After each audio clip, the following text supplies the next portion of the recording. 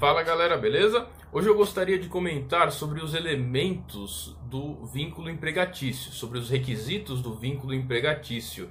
Eles são 4 ou 5 a depender do ponto de vista do doutrinador.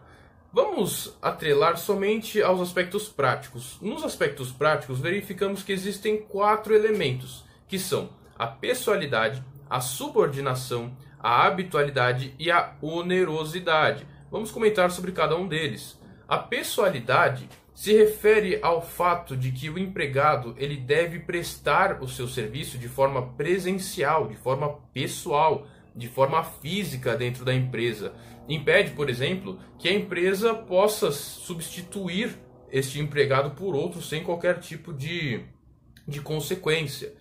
A habitualidade, por sua vez, se verifica quando o empregado trabalha de forma regular na empresa. Ou seja, não necessariamente verifica-se a habitualidade quando o empregado trabalha todos os dias das 7 horas da manhã até as 17 horas da tarde, por exemplo. Mas caso o sujeito trabalhe toda quarta-feira uma jornada de trabalho, é possível sim a verificação da habitualidade.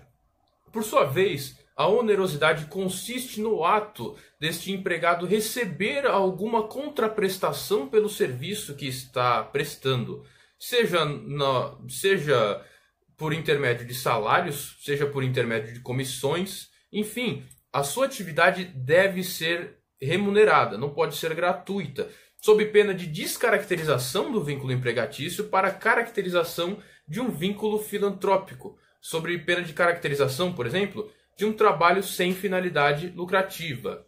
E por sua vez, deve existir também a subordinação jurídica entre o empresário e o empregado. E diz-se subordinação jurídica, tendo em vista que, em algumas hipóteses, o empregado ele pode ser hierarquicamente superior em termos financeiros do que a própria empresa. Vamos supor, por exemplo, que um filho de um juiz, por exemplo, que tem um alto padrão social, vai trabalhar numa barraquinha de cachorro-quente.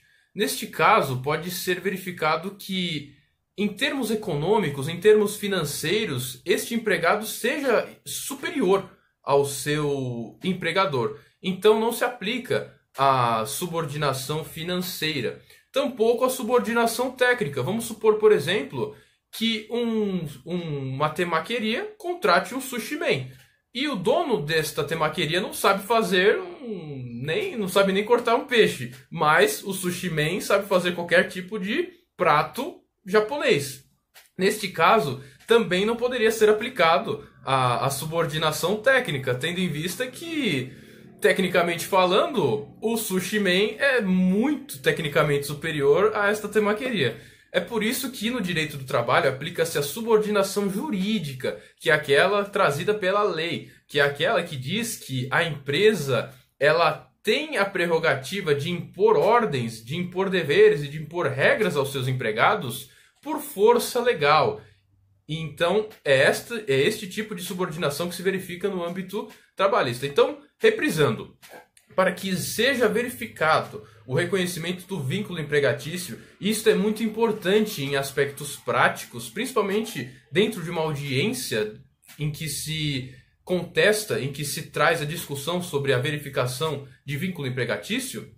Vamos reprisar. É a pessoalidade, é a habitualidade, é a subordinação e a onerosidade. Com a verificação destes 4 elementos em conjunto, verifica-se o vínculo empregatício. E quando há a verificação do vínculo empregatício, todos os direitos decorrentes da legislação trabalhista são atribuídos a este empregado que teve reconhecido este vínculo empregatício.